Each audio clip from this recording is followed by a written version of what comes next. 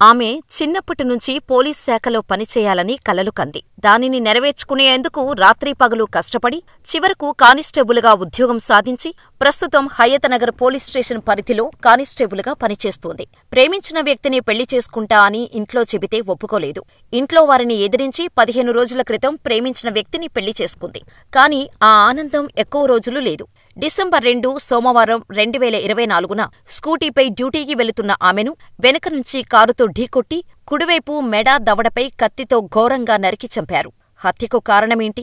వేరే కులం వ్యక్తిని పెళ్లి చేసుకుందని చంపేశారా? అసలు ఆమెను చంపిందెవరు? ప్రేమించి పెళ్లి చేసుకుంటే అంత కక్షెందుకు కట్టారో ఈ వీడియోలో తెలుసుకుందాం.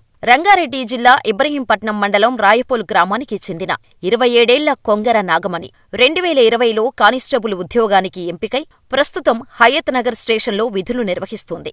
ఆమెకు అక్క, తమ్ముడు ఉన్నారు. చిన్నతనంలోనే తల్లిదండ్రులు మరణించటంతో వాళ్ల పెద్దనాన్న దగ్గరే పెరిగారు. కాగా 10 ఏళ్ల కిందట నాగమణికి పెళ్లయింది. మొదటి భర్తతో మనస్పర్ధలు రావటంతో 2022లో విడాకులు తీసుకుని స్వగ్రామానికి చెందిన చిన్ననాటి స్నేహితుడు బండారి శ్రీకాంత్ను ప్రేమించింది. ఇద్దరూ పెళ్లి చేసుకోవాలని నిర్ణయించుకున్నారు.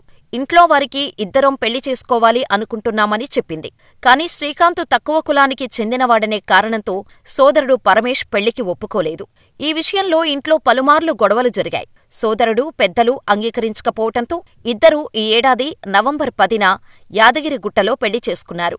తమ్ముడితో ముప్పు ఉంటుందని భావించిన నాగమణి ఇబ్రహీంపట్నం పోలీసులను సంప్రదించి రక్షణ కోరింది. వారు ఇరు కుటుంబాలని పిలిపించి సర్ది చెప్పారు. అంతా సర్దుకుంది అనుకుంది నాగమణి. వివాహమైన తర్వాత తొలిసారి 2024 నవంబర్ 30న శనివారం నాగమణి పనిమీద స్వగ్రామానికి వచ్చింది. ఈ విషయం తెలుసుకున్న నాగమణి తమ్ముడు పరమేష్ ఆమెను హతమార్చాలని అనుకున్నాడు. 2024 డిసెంబర్ 2న సోమవారం రాయపోలులోని అత్తగారింటి నుంచి స్కూటీపై ఆమె డ్యూటీకి బయలుదేరింది. అప్పటికే నాగమణిని చంపడం కోసం ఎదురుచూస్తున్న పరమేష్ నాగమణిని కారులో అనుసరిస్తూ వెనకే వెళ్లాడు. నాగమణి ఏదో జరుగుతుంది అనుకుందో ఏమో తన భర్తకు కాల్ చేసి మాట్లాడబోతున్న టైంలో రాయపోలు శివారులోని సబ్స్టేషన్ వద్దకు చేరుకుంది. వెంటనే పరమేష్ నాగమణిని స్కూటీని కారుతో వెనక నుంచి గుద్దాడు. ఏమైందని భర్త శ్రీకాంత్ అడగ్గానే తమ్ముడు కారుతో ఢీకొట్టాడు. నన్ను చంపుతున్నాడు అని చెప్పేలోపు ఆమె కింద పడిపోయింది. కక్షతో రగిలిపోతున్న తమ్ముడు అక్కా అని కూడా చూడకుండా మెడపై కత్తితో నరికి అతి క్రూరంగా చంపాడు. ఆ టైంలో పగ, ప్రతీకారం తప్ప తను చంపుతుంది రక్తం పంచుకొని పుట్టిన తన సొంత అక్కను అనే విషయం మరిచిపోయాడు పరమేష్. అక్కను క్రూరంగా చంపి పోలీస్ స్టేషన్లో లొంగిపోయాడు పరమేష్. దీంతో అతడిని అదుపులోకి తీసుకున్న పోలీసులు విచారించగా సంచలన విషయాలు చెప్పాడు పరమేష్. అక్కను ఇష్టంలేని పెళ్లి చేసుకున్నందుకు చంపలేదని, ఆస్తి కోసమే చంపినట్టు చెప్పడంతో పోలీసులు షాకయ్యారు. అసలు విషయానికి వస్తే నాగమణి తమకు వారసత్వంగా వచ్చిన భూమిని మొదటి పెళ్లి చేసుకున్న తర్వాత తమ్ముడికి ఇచ్చేసింది. అయితే రెండో పెళ్లి చేసుకున్న తర్వాత ఆ భూమిలో వాటా ఇవ్వాలని గత కొంతకాలంగా తమ్ముడిపై ఒత్తిడి చేయటంతో నాగమణిపై కోపం పెంచుకున్న పరమేష్ ఆమెను దారుణంగా హత్య చేశాడు. ప్రేమించిన భార్య మరణంతో కుంగిపోయిన భర్త మీడియాతో మాట్లాడుతూ 8 సంవత్సరాలుగా నేను నాగమణి ప్రేమించుకున్నాం. మా ప్రేమ విషయం తెలిసి ఇంట్లో వాళ్లు నాగమణిని పట్టించుకోవడం మానేశారు. 2020లో ఆమె కానిస్టేబుల్ ఉద్యోగం వచ్చింది. అంతకుముందు 4 ఏళ్లు హాస్టల్లో ఉంది. ఆ టైంలో ఆమెకు కావాల్సిన అవసరాలు తీర్చి చదివించాను.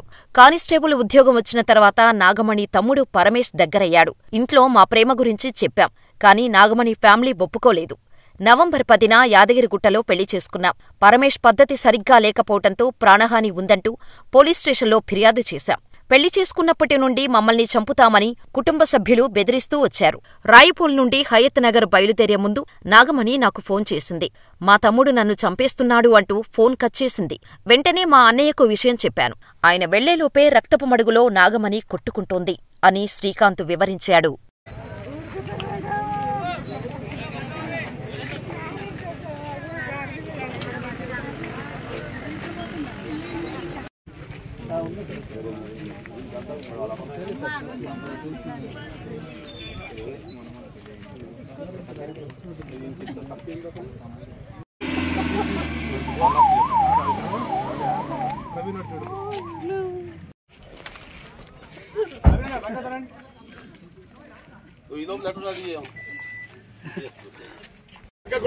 సూచనలు పక్కకుండా బండి వస్తుంది, కొద్ది దూరం ఉండండి అమ్మా.